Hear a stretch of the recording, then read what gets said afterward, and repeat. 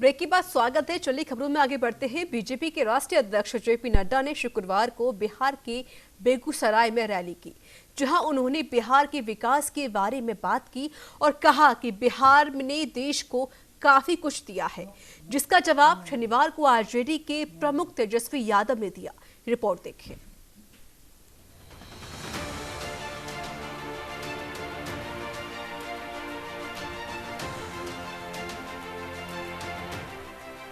बिहार में चुनावी संग्राम शुरू हो चुके हैं, जिसमें पहले चरण के चुनाव सफलतापूर्वक पूरे हो चुके हैं और अब इसी कड़ी में 3 नवंबर को बिहार में दूसरे चरण के चुनाव होंगे, जिसके लिए जोरों शोरों से चुनाव प्रचार शुरू हो चुका है। और इसी में शुक्रवार को बीजेपी के राष्ट्रीय अध्यक्ष जेपी नड्डा ने बेगूसराय में प्रचार किया, जहां उन्होंने बिहार की जनता को पूरे विश्वास के साथ ये कहा कि बिहार ने देश को काफी कुछ दिया है और इसके साथ ही उन्होंने आरजेडी के प्रमुख तेजस्वी यादव पर भी हमला बोला। कौन है सीआरपीएफ का हेड? बिहार का। कौन है आईबी का चीफ? बिहार का। अरे बिहार ने क्या क्या नहीं किया है।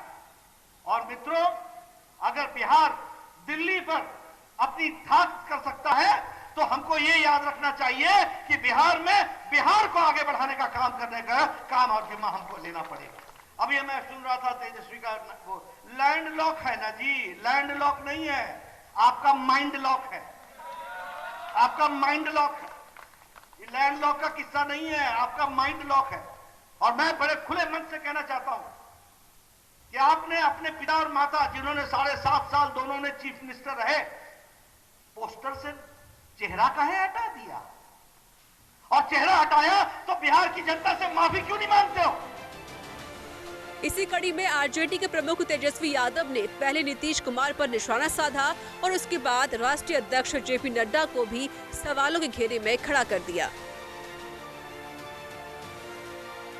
पढ़ाई, कमाई, दवाई, सिंचाई, इस पे नीतीश कुमार जी नहीं बोलते, गरीबी पे नहीं बोलते, भूखमरी पे नहीं बोलते। कौन सी बातें, कहाँ की बातें जिसकी आज कोई ज़रूरत नहीं है, वैसी बातें वो कह रहे हैं। हम वर्तमान और भविष्य की चिंता कर रहे हैं, बेहतर बनाने की कोशिश कर रहे हैं और उनको जो है इतिहास के जो बासी पन्ने हैं उसी में उनको बातें रखनी है, तो उनको मुबारक हो। देखिए, मुद्दे पे एकदम नहीं बहस करना चाहते हैं। नड्डा जी को इतना बताना चाहिए कि भाई बिहार को विशेष राज्य का दर्जा क्यों नहीं दिला पाए, बिहार को विशेष पैकेज क्यों नहीं दिला पाए, आयुष्मान भारत में बिहार को पिछले वित्तीय वर्ष में एक भी पैसा क्यों नहीं दिया गया, महंगाई पे क्यों नहीं बोल रहे हैं, मजदूरों की जब बात थी तो इन लोगों ने मुंह क्यों फेरने का काम किया। नड्डा जी को बताना चाहिए, बाढ़ में इतना नुकसान हुआ, तबाही हुआ, आप एक बार तक झांकने तक नहीं आए बिहार।